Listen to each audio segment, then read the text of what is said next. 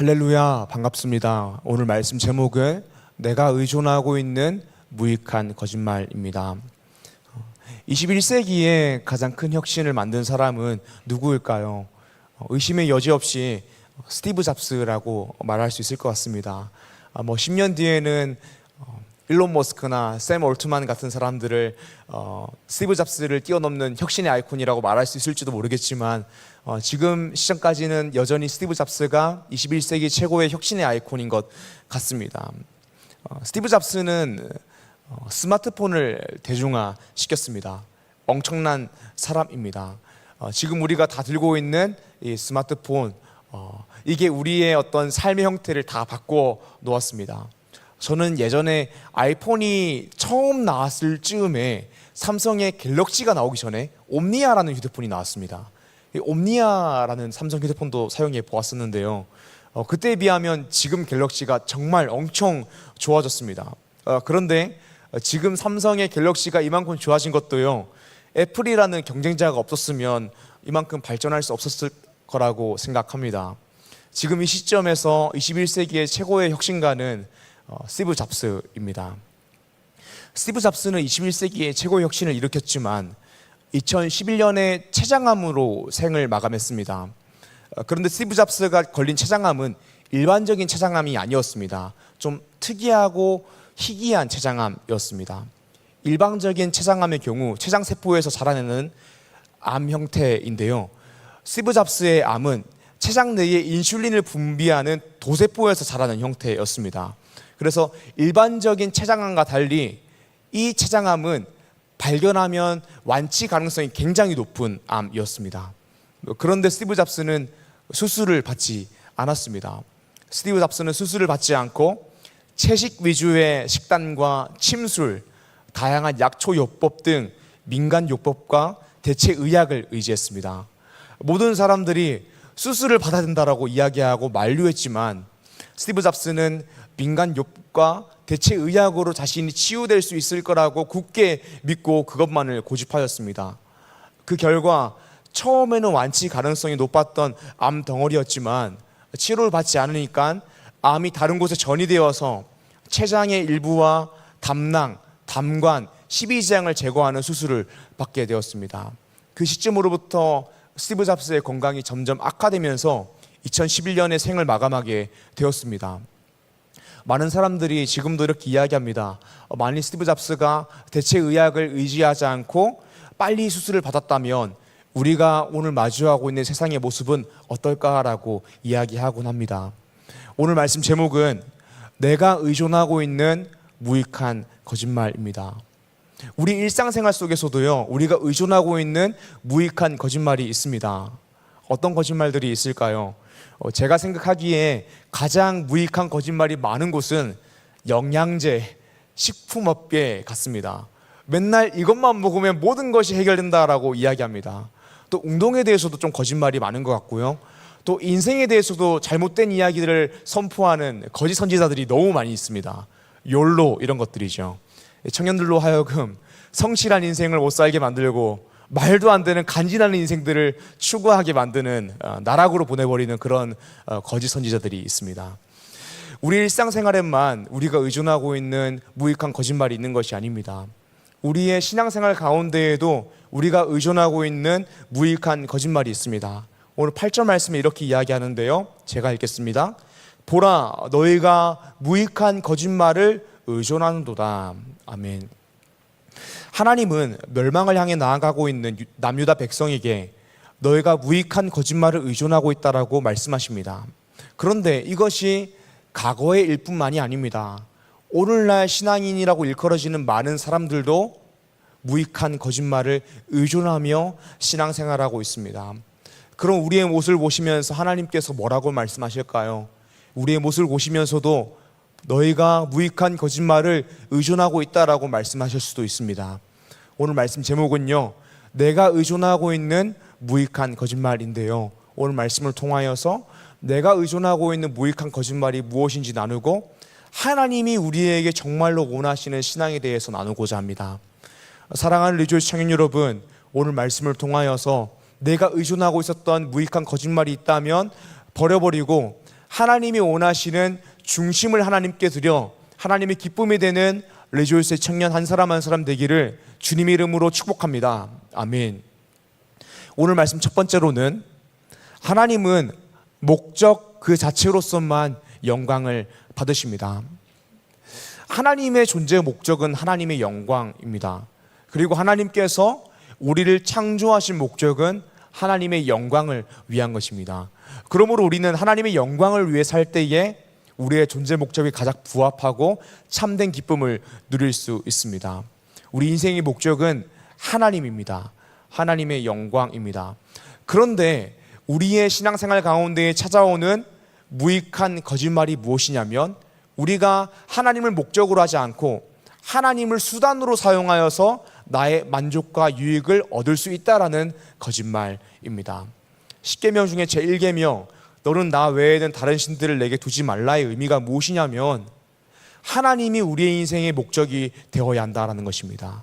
다른 것이 우리 인생의 목적이 되어서는 안 된다라는 것입니다. 나 자신이 스스로 하나님이 되어서도 안 되고 다른 것들이 우리의 하나님이 되어서도 안 된다라는 것입니다.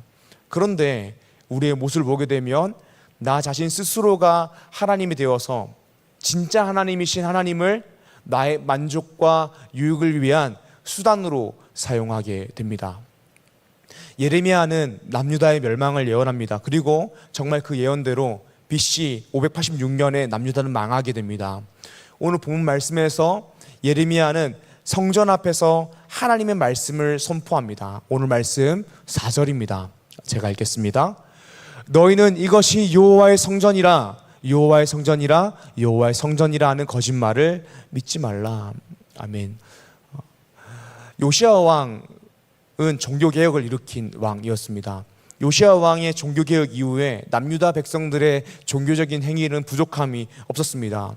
제사를 잘 지켰고요, 절기를 잘 지켰습니다. 그런데 예레미야 선지자는 제사와 절기를 잘 지키고 있는 남유다 백성들에게 망할 것이다 라고 이야기합니다. 당시에도 많은 선지자들이 있었습니다. 그리고 그 선지자들은 인기가 좋은 말을 해왔습니다. 우리가 제사와 절기를 이만큼 잘 지키고 있는데 우리의 종교적인 행위가 하나님 앞에서 부족함이 없는데 우리가 망할 일이 없다라는 선포를 하는 거짓 선지자들이 있었습니다.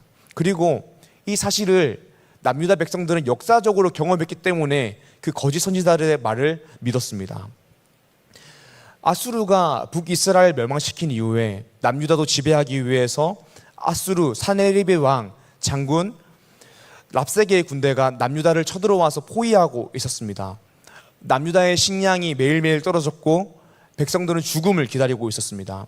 이때 남유다를 통치하고 있었던 왕이 히스기야 왕이었습니다. 히스기야 왕이 하나님 앞에 엎드려 간절하게 기도했고 하나님은 그 기도를 들어주셨습니다. 한밤중에 하나님의 천사가 내려와서 남유다를 포위하고 있던 아수르의 군대 18만 5천 명을 하룻밤 송장으로 만드셨습니다.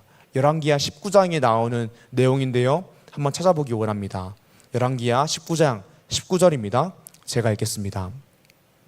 우리 하나님 여호와여 원하건대 이제 우리를 그의 손에서 구원하옵소서. 그리하시면 천하 만국이 주 여호와가 홀로 하나님이신 줄 알리이다 하니라. 아멘. 히스기야 왕은 죽음의 위기 앞에서, 나라의 위기 앞에서 하나님 앞에 엎드려서 하나님께 간절히 기도합니다. 그 일 이후에 어떻게 되냐면 열왕기하 19장 35절 말씀입니다. 이 밤에 여호와의 사자가 나와서 아수르 진영에서 군사 18만 5천 명을 친지라. 아침에 일찍 일어나 보니 다 송장이 되었더라. 아멘. 남유다 백성들은 히스기야가 기도할 때의 아수르 군대가 18만 5천 명이 하룻밤 만에 송장이 된 것을 기억하면서 지금 남유다에 성전이 서 있고 우리가 제사를 잘 드리고 있고 절기가 잘 지켜지고 있기 때문에 남유다는 절대 망하지 않을 거라고 생각했습니다. 우리의 종교적 행위가 부족함이 없기 때문에 하나님께서 남유다를 멸하지 않을 거라고 생각했습니다. 그런데 하나님께서는 예레미야를 통하여서 이렇게 말씀하십니다. 너희가 악을 행하고 성전에 들어온 다음에 우리는 하나님의 구원을 받을 것이다 라고 말하고 있는데 내가 너희를 실로에서 행한 것처럼 행할 것이다 라고 말씀하십니다. 오늘 말씀 14절에서 15절인데요 제가 읽겠습니다.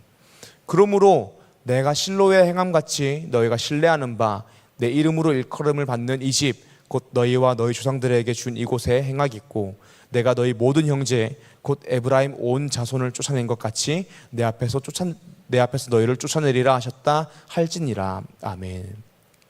하나님께서 남유다 백성들의 모습을 보시면서 내가 실로에서 행한 것처럼 하겠다라고 말씀하십니다. 그 의미가 무엇일까요? 우리가 배경을 좀 알아야 합니다. 실로는 사사시대에 이스라엘의 첫 수도라고 여겨지는 지역이었습니다. 사무엘상 4장으로 가게 되면 사무엘상 4장은 엘리가 대제사장이었고 사무엘은 성장하고 있던 시절이었습니다. 그때에 이스라엘과 블레셋이 전투를 벌이게 됩니다. 첫 번째 전투에서 이스라엘이 크게 패하여서 4,000명의 군사가 죽게 됩니다. 그 패배 이후에 이스라엘 백성들이 나와서 하나님께서 어찌하여 우리를 패하게 하셨는고? 라고 질문합니다. 그리고 하나님의 뜻을 묻지 않고 자문자답하여서 여호와의 언약궤를 들고 나가면 우리가 반드시 승리할 것이다 라고 말합니다. 그리고 하나님의 뜻을 묻지 않은 채 여호와의 언약궤를 들고 전투에 나갑니다. 여호와의 언약궤가 같이 가니까요, 이스라엘 군사들의 사기가 하늘을 찔렀습니다.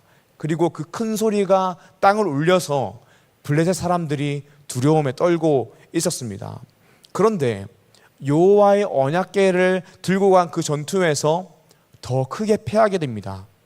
이스라엘의 군사 3만 명이 죽게 됩니다.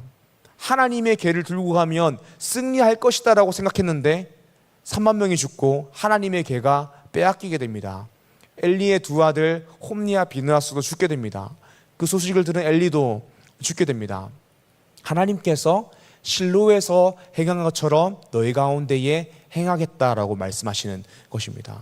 하나님께서 예레미야를 통해 하신 말씀이 무엇이냐면, 지금 너희 가운데 성전이 있고 제사와 절기라는 외형적인 종교적인 행위가 잘 지켜지고 있다라고 해서 너희가 멸망하지 않을 거라고 생각하지 말라라는 것입니다. 여호와의 언약궤가 함께 갔다고 승리하지 않았다라는 것을 기억하라는 것입니다. 이게 무엇입니까? 하나님을 목적이 아니라 나의 만족과 유익을 위한 수단으로 사용하셨을 때에 하나님은 기뻐하지 아니하셨고, 하나님은 이스라엘 백성들을 심판하셨고, 지금 너희가 하나님을 수단으로 사용함으로 제사와 절기를 지키며 중심 없는 예배를 드리고 있다라고 말씀하시는 것입니다. 그리고 15절입니다. 내가 너희 모든 형제 곧 에브라임 온 자손을 쫓아낸 것 같이 내 앞에서 너희를 쫓아내리라 하셨다 할지니라. 아멘. 에브라임의 온 자손, 북이스라엘이 아수르에 멸망한 것처럼, 또 북이스라엘이 하나님을 하나님으로 인정하지 않아서 멸망한 것처럼 너희도 망할 것이다 라고 예레미야 선지자가 선포하는 것입니다. 사랑하는 여러분, 하나님께서 우리 가운데에 진정으로 원하시는 것이 무엇입니까? 그것은 우리가 하나님을 목적으로 여기는 것입니다. 그러므로 우리의 마음 중심이 하나님을 하나님으로 여기고 사랑하고 예배하는 것입니다. 예레미야서 7장 22절에서 23절입니다. 제가 읽겠습니다. 사실은 내가 너희 조상들을 애굽 땅에서 인도하여 낸 날에 번제와 희생에 대하여 말하지 아니하며 명령하지 아니하고, 오직 내가 이것을 그들에게 명령하여 이르기를 너희는 내 목소리를 들으라. 그리하면 나는 너희 하나님이 되겠고 너희는 내 백성이 되리라. 너희는 내가 명령한 모든 길을 걸어가라. 그리하면 복을 받으리라 하였으나. 아멘. 하나님께서 계속해서 말씀하시면서 내가 번제와 희생에 대해서 말하지 않았다라고 말씀하십니다. 사실 하나님께서는요, 번제와 희생에 대해서 말씀하셨습니다. 그런데 하나님은 번제와 희생, 외형적인 행위에 대해서 말씀하시지 않았다라고 합니다. 이 뜻이 무엇이냐면, 하나님께서 우리에게 요구하신 율법의 참된 의미는 우리의 마음이 하나님을 정말 하나님으로 인정함으로 하나님의 목소리를 듣고 하나님의 말씀대로 살아가는 것입니다. 하나님이 나의 만족과 유익을 위한 수단이 아니라 목적, 진짜 하나님이 되시는 것입니다. 사랑하는 여러분, 우리 신앙생활 가운데에 찾아오는 무익한 거짓말이 무엇입니까? 하나님이 우리의 목표를 위한, 하나님이 우리의 만족과 유익을 위한 수단이 된다는 거짓말입니다. 하나님의 뜻을 묻지 않고 여호와의 언약궤를 들고 나가기만 하면 하나님께서 우리의 삶을 형통하게 해주실 거라는 것입니다. 예배, 헌금, 봉사만 잘하면 내가 하나님 앞에 드려야 될 마땅한 종교적 행위를 다 채웠으니 우리의 현실 세계는 내가 어떻게 살아도 형통할 것이라는 거짓말입니다. 사랑하는 여러분, 하나님은 자판기가 아닙니다. 대충 종교적인 행위만 채우면 기뻐하시고 너가 나를 위하여 주일 성수를 했으니 헌금했으니 봉사했으니 내가 너의 삶을 형통하게 해줄게 라고 하시는 분이 아니십니다. 하나님은 하나님이십니다. 하나님은 신이십니다. 우리는 하나님의 영광을 위해 지음받았고 그분의 영광을 위해 살아갈 때에 참된 기쁨을 누릴 수 있습니다. 그런데 우리는 우리의 죄된 본성 때문에 내가 하나님의 자리에 앉아버리고 하나님을 나의 만족과 유익을 위한 수단으로 전락시켜 버립니다. 그러면서 이렇게 이야기합니다. 주님, 제가 주님을 위하여 이것도 하고 저것도 했는데 왜 주님은 나의 요구를 들어주시지 않습니까? 내가 주님을 위해 얼마나 많이 헌신했는데 나의 삶을 형통하게 해주지 않습니까? 라고 이야기합니다. 이렇게 이야기한다면 주님이 주님 되시지 않은 것입니다. 하나님이 되시지 못한 것입니다. 나의 인생 가운데에 하나님이 하나님의 자리에 있지 못한 것입니다. 하나님이 나의 만족과 유익을 위한 수단으로 전락해버린 것입니다. 사랑하는 여러분, 여러분들의 인생의 목적은 하나님이십니까? 그런데도 끊임없이 주님, 제가 주님을 위해 이만큼 헌신했는데 왜 나의 요구를 들어주시지 않나요? 라고 이야기한다면 이건 하나님을 우상 취급하는 것입니다. 하나님을 자판기 취급하는 것입니다. 하나님의 뜻을 묻지 않고 하나님의 언약궤를 들고 나가 패배했던 이스라엘 백성들에게는 하나님의 언약궤는 하나님의 언약궤가 아니었습니다. 하나님이 아니었습니다. 우상이었습니다. 어찌 하나님의 뜻을 묻지 않는데, 하나님을 인격적으로 여기지 않는데 하나님을 하나님이라고 하겠습니까? 우상 숭배와 별 다를 것이 없는 것입니다. 하나님께서 나의 만족과 유익을 위하여 하나님을 수단처럼 여기는 남유다 백성들을 보고 이렇게 말씀하시는 것입니다. 오늘 말씀 4절입니다. 너희는 이것이 하나님의 성전이라 하나님의 성전이라 하나님의 성전이라 하는 거짓말을 믿지 말라. 사랑하는 여러분, 우리의 삶 가운데에 하나님이 정말 목적 그 자체가 되고 계십니까?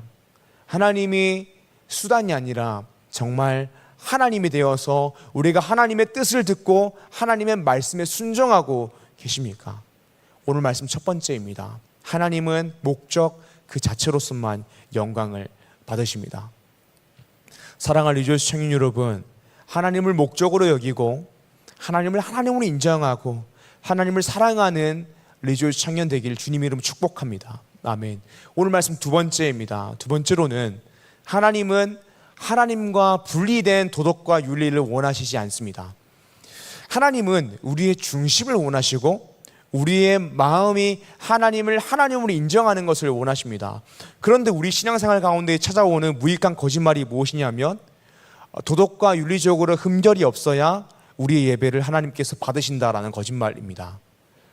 우리가 도덕적으로 윤리적으로 일주일 동안 떳떳하게 살아야 하나님께서 이 예배를 받으신다라는 거짓말입니다. 하나님은 하나님과 분리된 상태의 도덕과 윤리를 원하시지 않습니다. 오늘 말씀에서 이렇게 이야기합니다. 너희 길과 행위를 바르게 하라라고 말씀하십니다. 정의와 공의, 인애와 자비를 말씀하십니다. 5절과 7절인데요. 5절부터 7절인데요. 제가 읽겠습니다.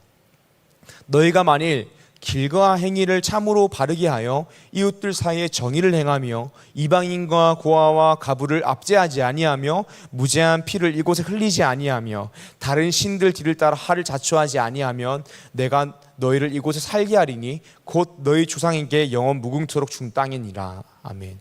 아모스서에서도 이렇게 이야기합니다. 아모스 5장 24절. 오직 정의를 물같이 공의를 마르지 않는 강같이 흐르게 할지어다. 아멘. 우리는 제3만 지내면 다 끝난 것이 아니라 정의와 공의를 인자와 자비를 베풀어야 한다라고 이해할 수 있습니다. 오늘 말씀을 보면서요.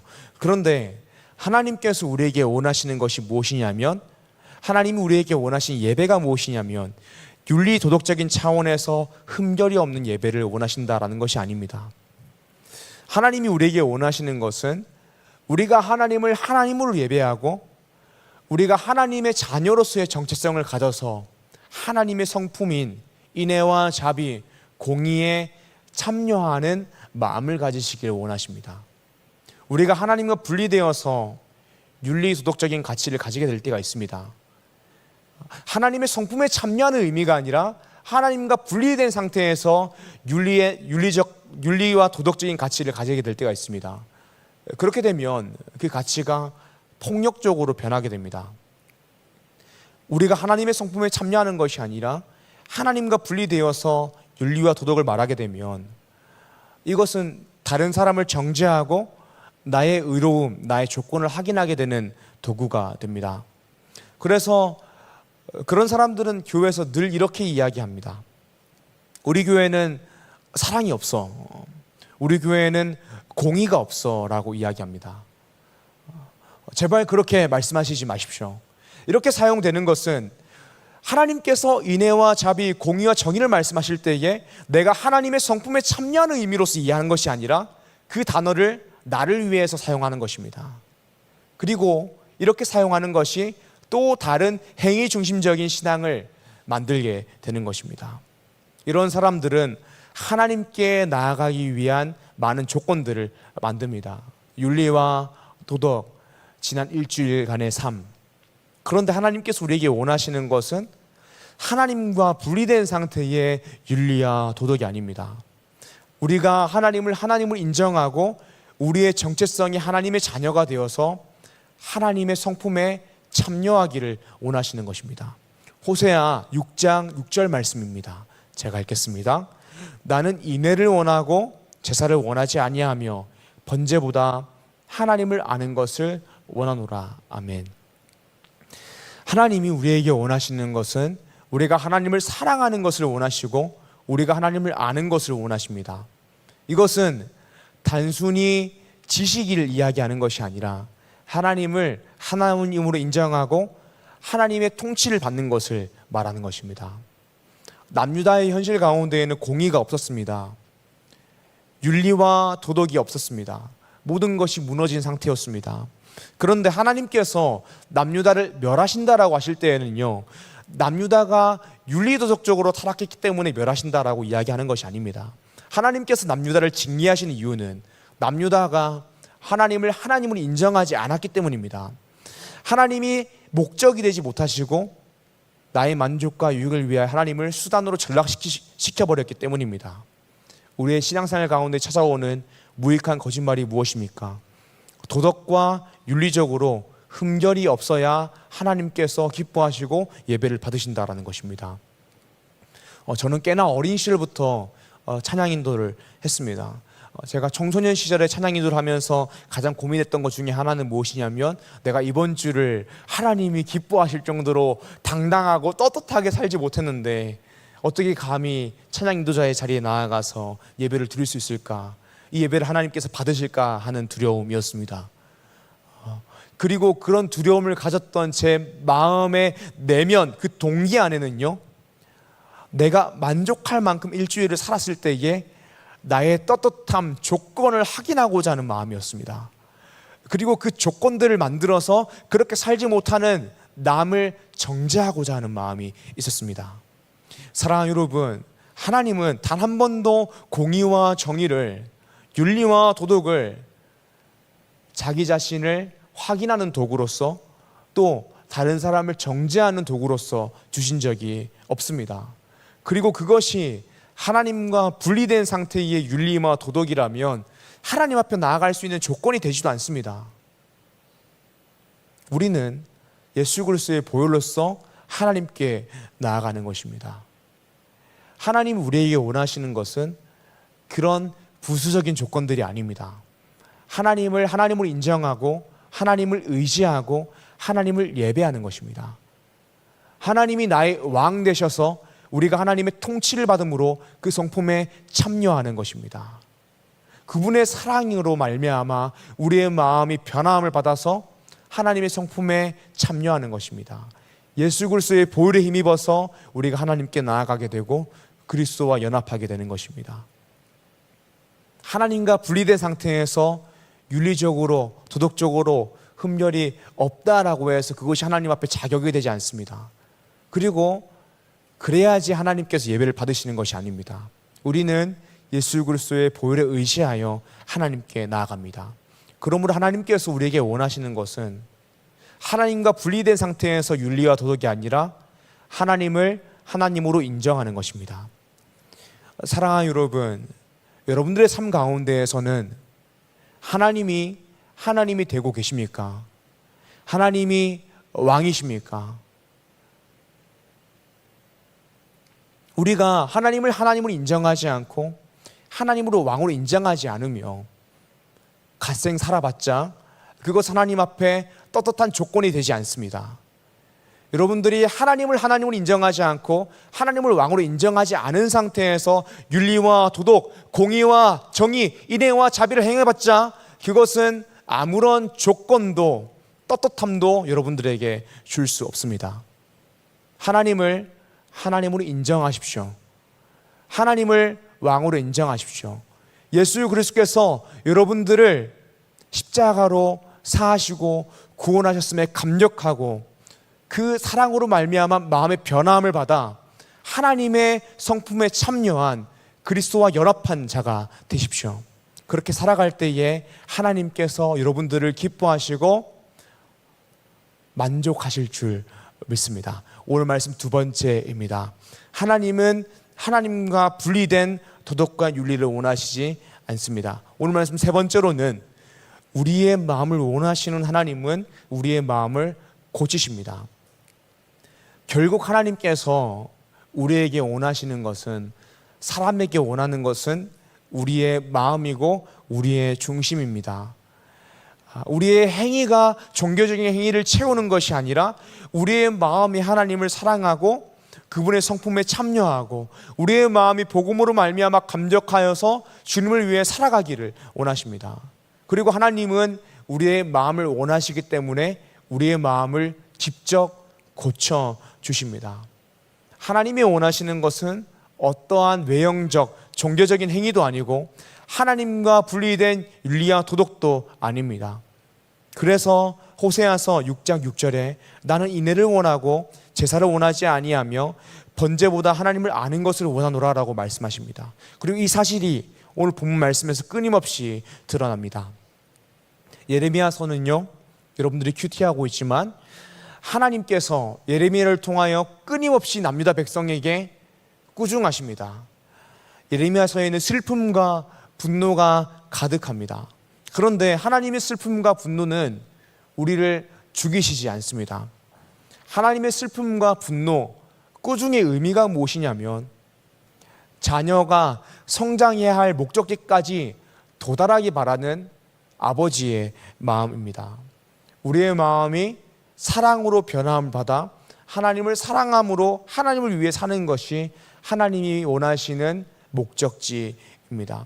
그래서 하나님의 진노라는 것은 우리를 죽이시고 끝내시는 것이 아니라 우리를 돌이키시기 위한 것입니다. 우리의 마음을 원하시는 하나님은 진노를 통하여 우리의 마음을 직접 고쳐주십니다. 그리고 예수 그리스도의 사랑을 통하여 우리의 마음을 고치십니다. 그래서 예레미야서 메시지의 종착지는 예레미야서 31장 31절에서 34절입니다. 제가 읽겠습니다. 여호와의 말씀이니라. 보라, 날이 이르니 내가 이스라엘 집과 유다 집에 새 언약을 맺으리라. 이 언약은 내가 그들의 조상들의 손을 잡고 애굽 땅에서 인도하여 내던 날에 맺은 것과 같지 아니할 것은 내가 그들의 남편이 되었어도 그들이 내 언약을 깨뜨렸음이라. 여호와의 말씀이니라. 그러나 그날 후에 내가 이스라엘 집과 맺을 언약은 이러하니 곧 내가 나의 법을 그들 속에 두며 그들의 마음에 기록하여 나는 그들의 하나님이 되고 그들은 내 백성이 될 것이라. 여호와의 말씀이니라. 그들이 다시는 각기 이웃과 형제를 가르쳐 이르기를 너는 여호와를 알라 하지 아니하리니 이는 작은 자로부터 큰 자까지 다 나를 알기 때문이라. 내가 그들의 악행을 사하고 다시는 그 죄를 기억하지 아니하리라. 여호와의 말씀이니라. 아멘. 하나님께서 새 언약을 맺으시는데 그 언약을 우리의 마음에 기록하여 하나님이 우리의 하나님이 되시고 우리는 그분의 백성이 된다라고 하십니다. 하나님은 우리에게 마음을 요구하시고 마음을 요구하는 동시에 마음을 고치시는 방식으로 일하십니다. 그래서 우리 신앙생활의 핵심적인 감정은 두려움이 되지 않습니다. 공포가 되지 않습니다. 불평과 불만이 되지 않습니다. 하나님께서 우리의 마음을 고치셨기 때문에 우리 신앙생활의 핵심적인 감정은 기쁨이 됩니다. 이것이 우리 청년부 리조이스 청년부가 이름이 리조이스인 이유입니다. 신앙생활은 공포가 아니라 불만과 불평이 아니라 기쁨이 넘치는 것입니다. 왜냐하면 하나님이 사랑으로 우리의 마음을 고치셨기 때문입니다. 디모데후서 1장 7절 말씀입니다. 하나님이 우리에게 주신 것은 두려워하는 마음이 아니요 오직 능력과 사랑과 절제하는 마음이니. 아멘. 하나님께서 우리에게 주시는 마음은 두려워하는 마음이 아닙니다. 오직 능력과 사랑과 절제하는 마음입니다. 그렇게 될 수 있는 이유가 우리의 마음이 고쳐졌기 때문입니다. 사랑하는 여러분, 신앙생활은 두려움과 공포가 아닙니다. 신앙생활은 감격으로 말미암는 것입니다. 그래서 기쁨이 넘쳐야 하는 것입니다. 그러기 위해서 어떻게 해야 될까요? 은혜를 받아야 합니다. 예수 그리스도의 십자가의 보혈로서 은혜를 받아야 합니다. 사랑하는 여러분, 하나님이 우리에게 원하시는 것은 행위가 아닙니다. 우리의 마음이고 중심입니다. 그리고 우리의 마음이 변화되기 위해서는 하나님의 사랑을 알아야 됩니다. 하나님께서 우리의 마음을 변화시키는 방법이 하나님의 사랑이기 때문입니다. 그렇게 우리가 우리의 마음의 변화를 받으면 우리는 자연스럽게 하나님이 우리 인생의 목적이 되고 하나님이 왕 되시며 하나님의 자녀된 정체성을 가지고 그리스도와 연합하여 하나님의 성품에 참여하게 됩니다. 그리고 우리의 모든 신앙생활이 기쁨이 될 것입니다. 그러기 위해서 가장 필요한 것은 은혜를 받는 것입니다. 사랑하는 리조이스 청년 여러분, 매주 드려지는 이 예배를 선심 쓰듯 드리지 마십시오. 내가 나와줬다라고 이야기하지 마십시오. 하나님은 그런 예배 받으시지 않습니다. 하나님은 선심 쓰듯 드린 예배 받으시지 않습니다. 왜냐하면 하나님께서 원하시는 것이 행위가 아니라 마음이기 때문입니다. 매주 드려지는 예배를 하나님이 목적된 예배로서 간절한 마음으로 드십시오. 끊임없이 영적으로 목마른 사람이 되십시오.